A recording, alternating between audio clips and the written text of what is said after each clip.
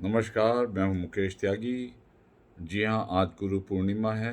मैं इस वीडियो को एक दिन के बाद पोस्ट कर रहा हूं, लेकिन इसका महत्व जो है वो पूरे जीवन भर में हमारे ऊपर इसका प्रभाव डालता है।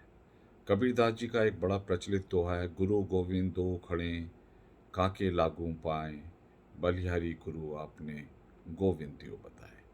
तो गुरु का स्थान जो है जीवन के अंदर सबसे ज़्यादा महत्वपूर्ण है। दोस्तों, आपको मालूम है कि शिष्य एक गीली मिट्टी की तरह होता है और गुरु उसे कुम्हार की तरह से चाक पर रखकर आकार देता है। जीवन में गुरु का भगवान से भी ऊपर स्थान है। यही कबीरदास जी ने कहा था, जो फैले हुए अंधकार को ज्ञान की रोशनी से उज्ज्वलित कर देता है, ऊर्जान्वित कर देता है। तो ये ज्ञान जो है हमारे जीवन की सबसे बड़ी पूंजी है। अफसोस इस बात का है कि इस भौतिक संसार में ज्ञान को उतना महत्व नहीं मिलना चाहिए जो हमें मिलना चाहिए। पुरुष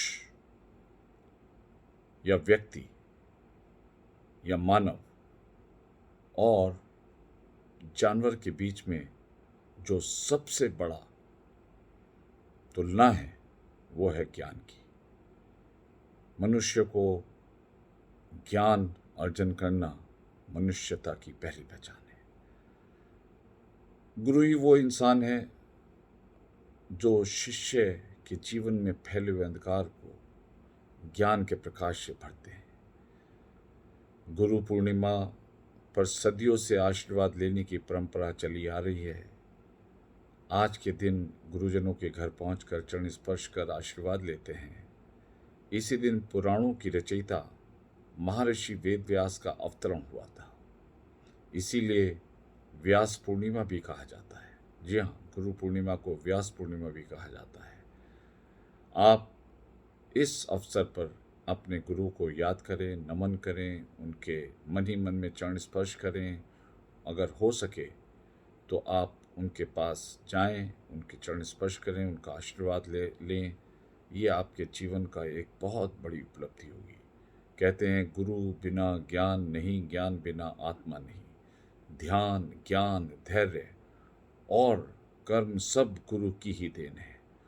गुरु होता सबसे महान, जो देता है सबको ज्ञान। आओ इस गुरु पूर्णिमा पर अपने गुरु को करे प्रणाम।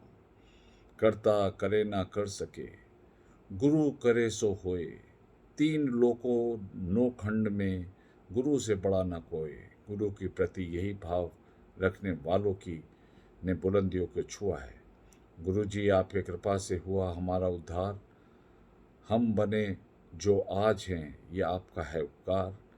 बनाए रखना अपना आशीर्वाद हम पर, बनाए रखना अपना प्यार।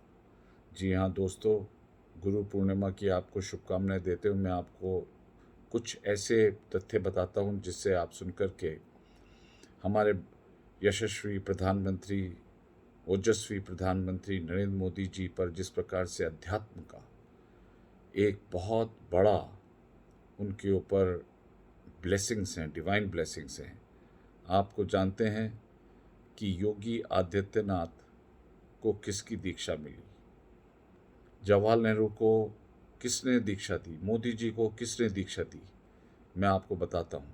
प्रधानमंत्री नरेंद्र मोदी जी के ने रामकृष्ण मठ और मिशन के अध्यक्ष आत्म सस्थानंद जी महाराज को गुरु माना। आत्म स्थानंद जी महाराज को गुरु माना। 2017 में जब आत्म स्थानंद का निधन हुआ तो मोदी जी ने बेहद भावुक संदेश पोस्ट किया था। मोदी जी ने लिखा था कि मेरी ज़िंदगी के सबसे महत्वपूर्ण समय मैं उनके साथ रहा हूँ।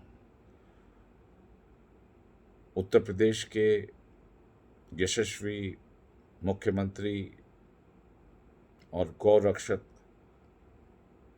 नाथ मंदिर के पीठाधीश्वर योगी आदित्यनाथ के गुरु का नाम महंत अवैधनाथ था। योगी जी से पहले अवैधनाथ ही गौरख पीठ के पीठाधीश्वर रहे। अवैधनाथ जी ने योगी जी को दीक्षा भी दी थी। उन्हीं के आदेश पर योगी ने 1998 में गोरखपुर से लोकसभा का चुनाव लड़ा और जीते। 12 सितंबर 2014 को महंत अवैधनाथ जी का निधन हो गया था। गुरु गोलवलकर के रास्ते पर चले जी अटल। जी हाँ, हमारे पूर्व प्रधानमंत्री, वाक्पटुता के धनी, एक महान कवि श्री अटल बिहारी वाजपेयी जी पर राष्ट्रीय स्वयंसेवक संघ के दूसरे सरसंचालक माधव सदाशिव गोलवलकर जी का गहरा प्रभाव था। अटल जी ने दीनदयाल उपाध्याय, श्यामा प्रसाद मुखर्जी से भी राजनीति और लोक सेवा की शिक्षा ली थी। जी हाँ, इस प्रकार से हमारे देश में तमाम ऐसे बड़े नेता हैं, बड़े लोग हैं, जिन्होंने इतने बड़े बड़े गुरुओं को अपना सर्वोच्च स्थान देकर के राष्ट्र की मार्गदर्शन किया और ऐसा मार्ग, सशक्त मार्ग अपनाया जिससे देश की उन्नति त्वरित गति से हुई। हमारे सामने मैंने उदाहरण अभी बताया किस प्रकार से मोदी जी और योगी जी और अटल जी के 3 महान गुरु, जिन्होंने उनको जीवन के एक ऐसे स्तर पर लाके खड़ा कर दिया। 2 भारत के प्रधानमंत्री बने और 1 मुख्यमंत्री। बहुत बहुत धन्यवाद। गुरु पूर्णिमा पर आप सबको बहुत बहुत धन्यवाद। ध्यान रखिए, education can only come through a competent गुरु। आप एक अच्छे गुरु को तलाश करिए, आपको मार्गदर्शन होगा और आप जीवन की नई ऊंचाइयों को, नए आयामों को प्राप्त करेंगे। आपके जीवन के अंदर जो अंधेरा है, अज्ञान का अंधेरा है, वो हटेगा। दोस्तों, जय हिंद, जय भारत।